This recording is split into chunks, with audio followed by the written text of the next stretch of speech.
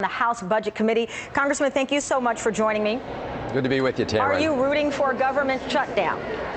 That's absolute nonsense. What's happening today is you have the Tea Party driving the train for the House leadership. And the Tea Party's position is, if we don't get things 100% our way, we want you to shut down the government. And that's what you've got going on right now in the House Republican caucus. Essentially, the Tea Party has taken over the steering wheel, and the leadership is sort of in the back seat. And so we'll have to see how this turns out. Well, Congressman, what about those members of the Tea Party who say every time they push members of your party compromise, if you will, to more cuts? So if they keep pushing, you've moved from 10 to, I believe the number is around 23 billion in cuts. So why not keep pushing when you hear the Democrats say we've given all we can, and then a week later you provide more cuts or agree to more cuts?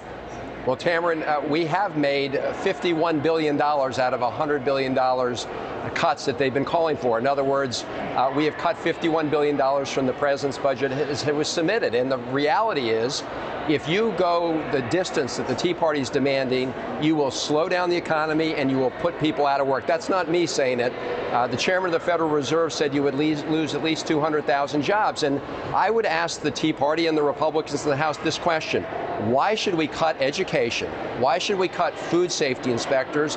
Why should we cut cancer research at NIH when they won't cut one penny out of the subsidies for the oil industry, when they're making buckets of money? Gas prices are going through the roof. They're making record profits, and yet they won't ask for one penny in reduction of taxpayer subsidies for the oil industry. And they want to cut education. They want to cut cancer research, food safety inspectors. That makes some sense.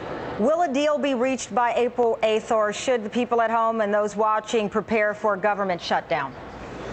Well, we're certainly doing everything we can to prevent a government shutdown.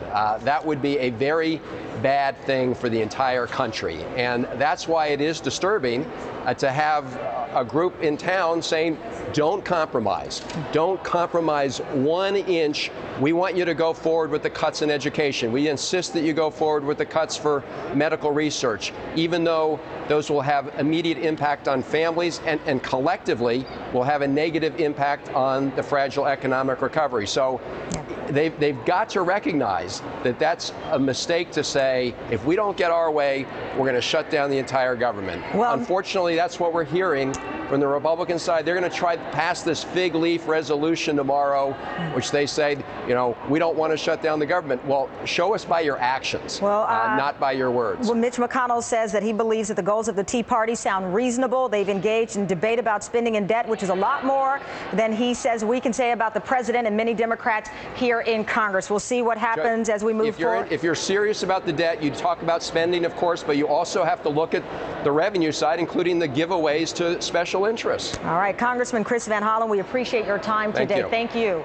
And we are following breaking news in Florida right now. Severe storms have sparked several reports of tornadoes. In fact, here are some of the pictures we received on Twitter of the damage in the Tampa area. Authorities say, look at that, 7 people were hurt when a tent collapsed near Lakeland Linder Airport. And this is a picture of the damage near the St. Pete